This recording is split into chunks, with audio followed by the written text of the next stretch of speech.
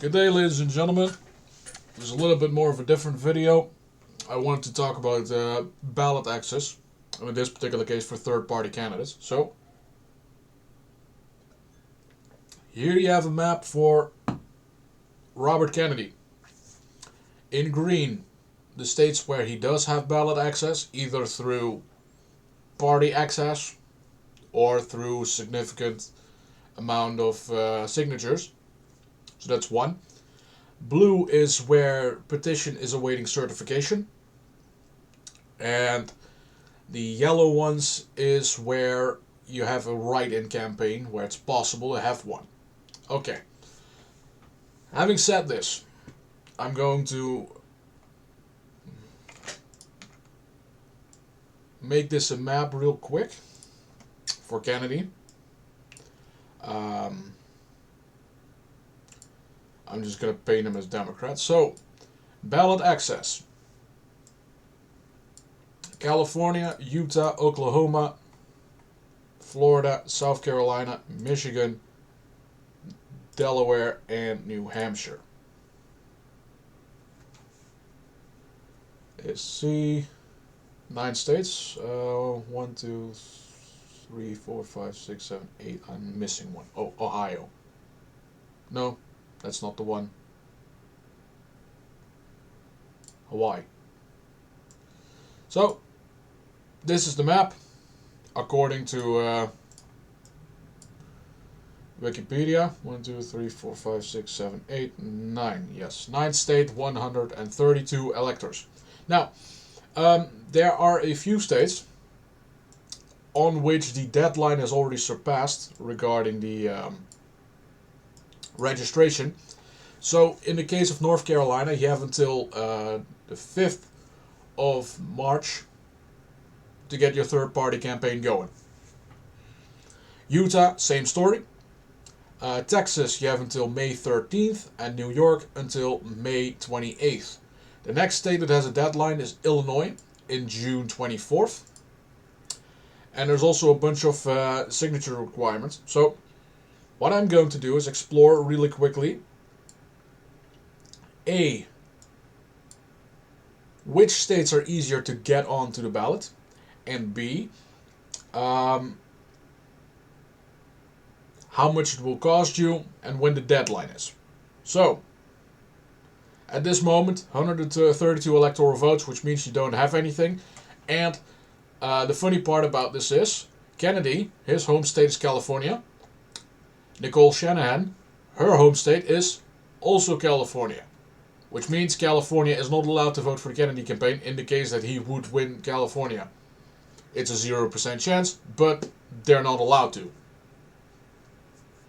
Same thing goes for the Cornel West campaign. They are not allowed to vote for Cornel West either, the electors. Because he is from California, his running mate is also from California. 12th Amendment prohibits any state from casting their electors to a presidential and vice presidential candidate if both of them are from the same state. Which means Kennedy technically has access to 78 electoral votes, however he is on the California ballot, though that doesn't really matter. Now, I closed the tab, whatever. The other states, so for an example, Texas is awaiting certification, as is North Carolina, as is New York. And as you can see, it does bring him to 216, however it's not enough to be participating in the debates. Here's the funny part. These 3 states are closed already, so if the certification is denied, he's not going to be on the ballot for these states, and basically you have a Kennedy campaign dead in the water. So, what I'm going to do next is actually a little different. I'm just going to delete this one and this one. I'm going to add in the months in which certification goes. So we have June, we have July, we have August, and we have September. So that's not really that much left to go. So just do this real quickly. And the funny thing about this is, When the final state has their registration done, that's basically when early voting already begins. So, North Carolina. I should also do this. And make that a fifth one. That one goes first. There you go. So, registration in North Carolina, Utah, Texas, and New York, that's already closed. You cannot, under any circumstance, file for presidency at this moment. You gotta wait 4 years. Next, in the month of June, we have Illinois on the 24th, so that's in 2 weeks. Then we have New Mexico on the 27th, and that's it. July, we have Indiana on the 1st, we have Nevada on the 5th, we have Georgia on the 9th, Colorado on the 11th. That is, petitions must be submitted to the Secretary of State on the 11th of July. However, statement of intent and your electors must be submitted a month later. So, basically preparations stage.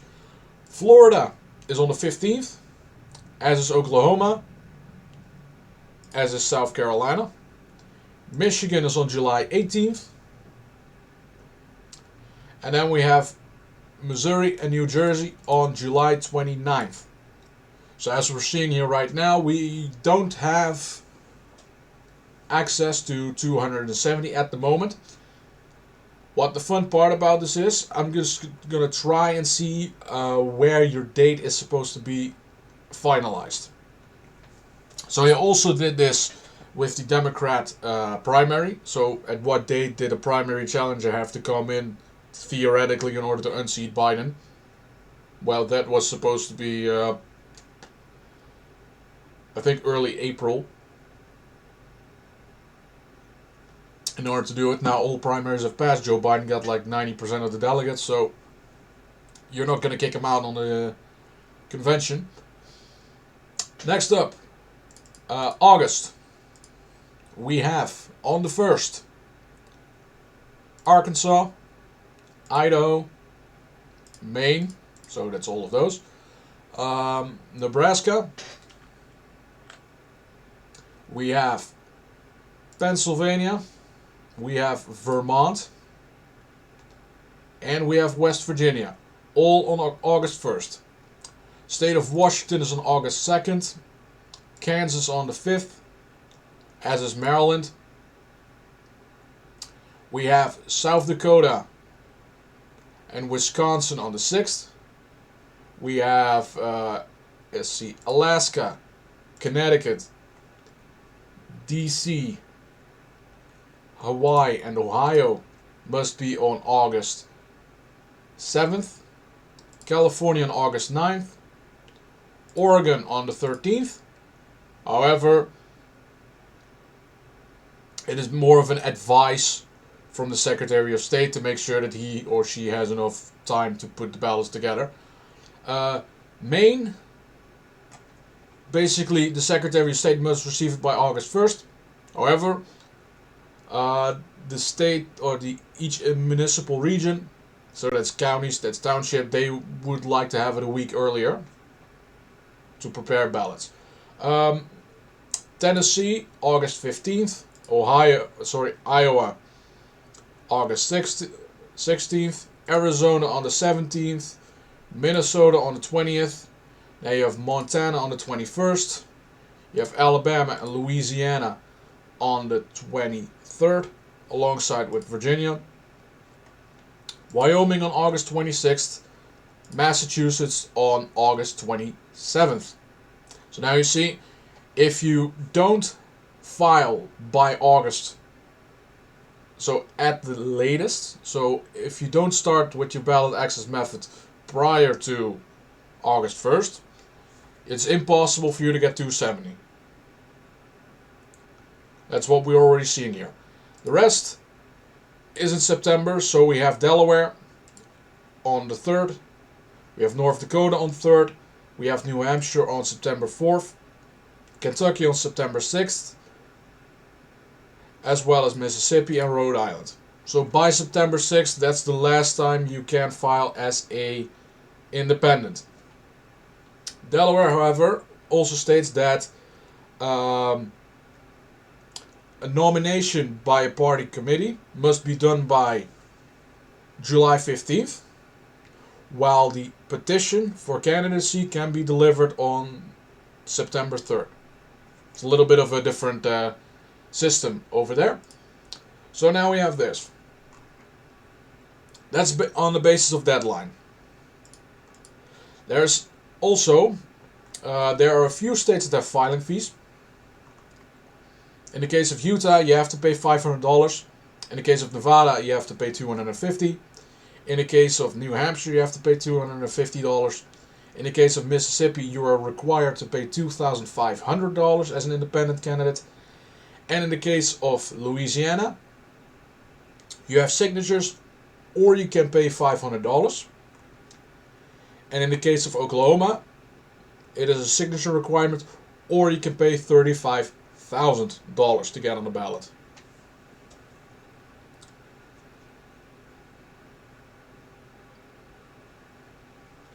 Alright, let's do signature requirements.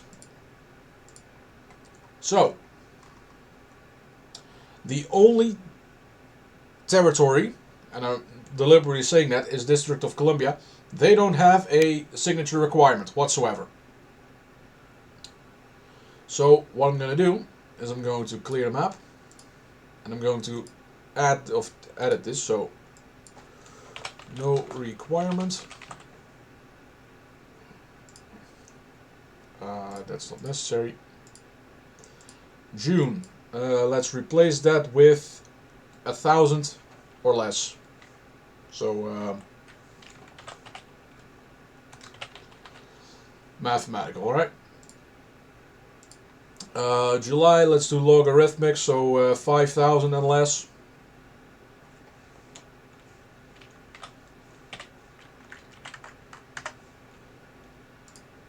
Then we make August, we do logarithmically again, so let's do in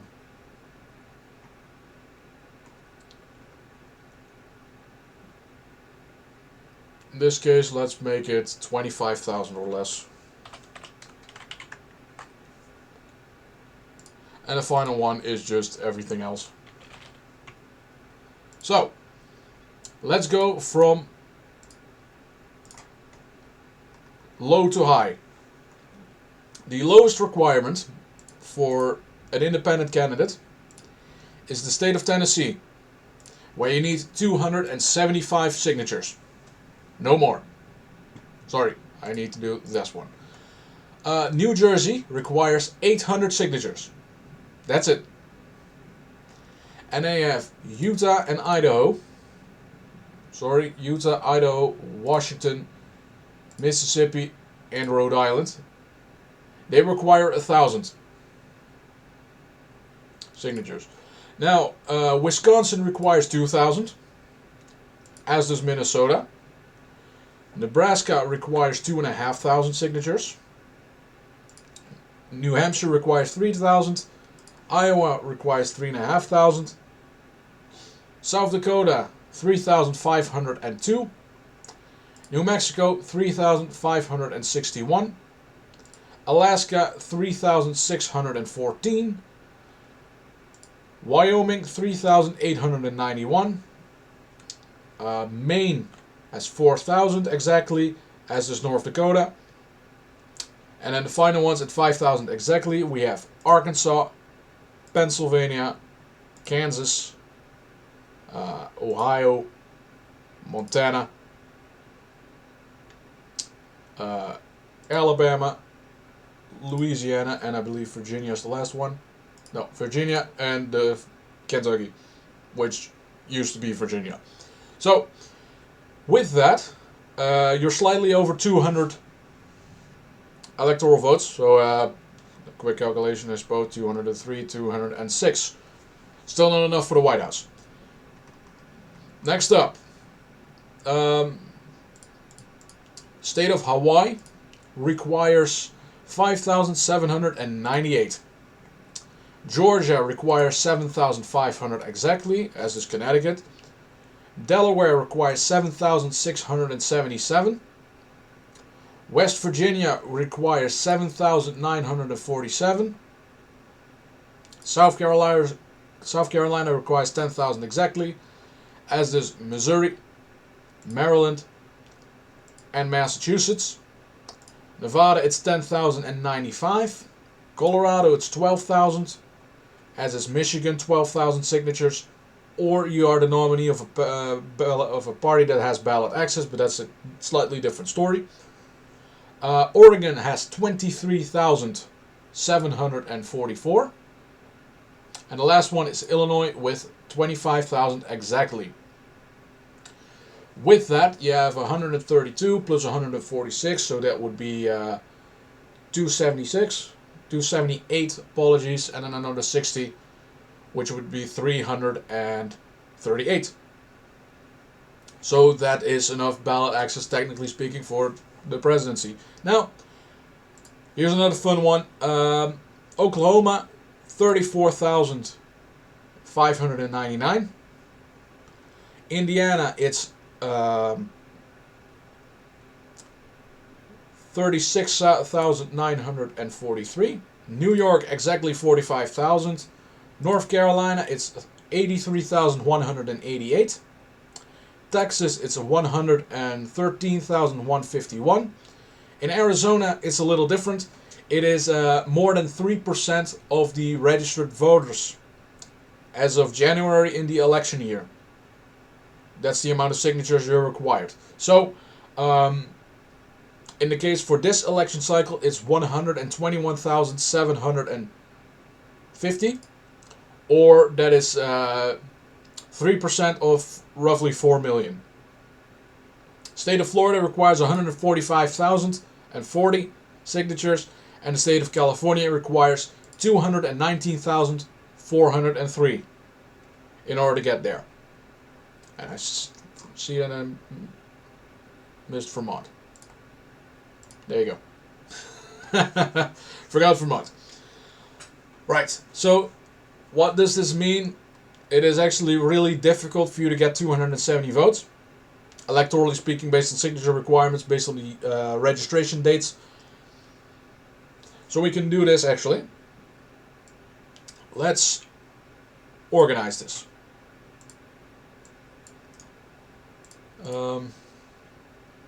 That's pretty fucked. Let's change this. I only want it in E. There you go.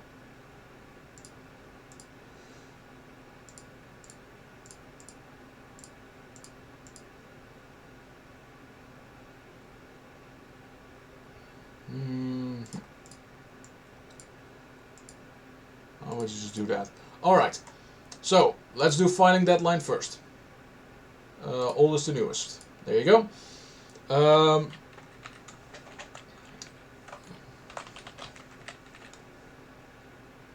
That's also a little bit of a problem. Black.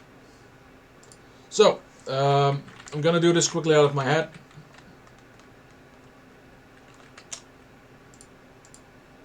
General, whatever.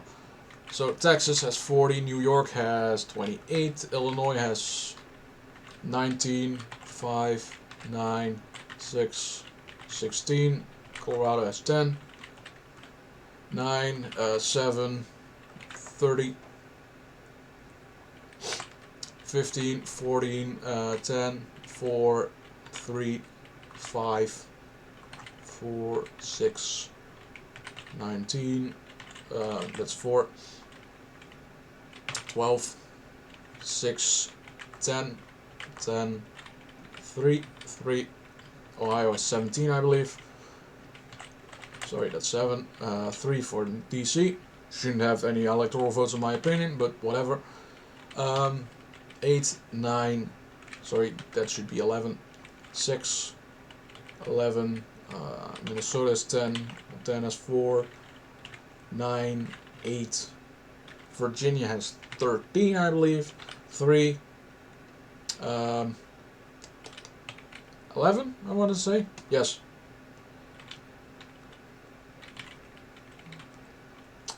Four, and Kentucky has 8. Quick check. 536. I'm missing 2.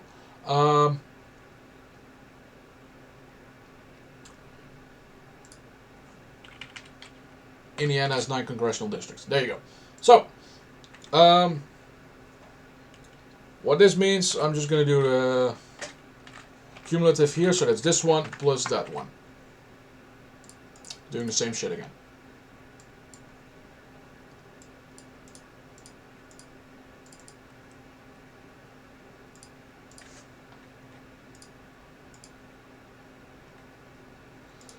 That's a problem. That's the start. Let's do is this one plus that one. There you go. That's a good start. So, when do you hit 270? Exactly, that's about here. So, Pennsylvania. So you need to start by August 1st. Otherwise you don't have a chance. Basic mathematical equation in this particular case. Now, if we order it by... let's do this real quick. Get rid of the filter, reinstate. Let's do it by signature requirements. In order to get 270, you're about here. So Maryland, so all of these you need to add together. That is 154,000 signatures over 36 states. You still technically don't have it, so you need to add another 10,000 to it. So roughly 155,000 signatures are required in order to get there. That is purely in states that aren't really any ideologically aligned. Now, if you want to have a chance as an independent Democrat of winning the Electoral College, well, you need to focus on Democrat states. So you need to have California in the bag. You need to have New York. You need to have Illinois. You need to have Oregon. You need to have Colorado, Massachusetts. Otherwise, you're just not going to win. In the case of a Republican, you need Florida. You need Texas. You need North Carolina. Otherwise, you're just not going to get there. So, particularly set, mathematically speaking, the minimum required signatures is 155,000, and the latest where you can start collecting those signatures, or delivering I should say, should be August 1st. That's mathematically speaking what you need. So that's it. Nothing really else to say. Thank you kindly for watching. See you next time. Cheers.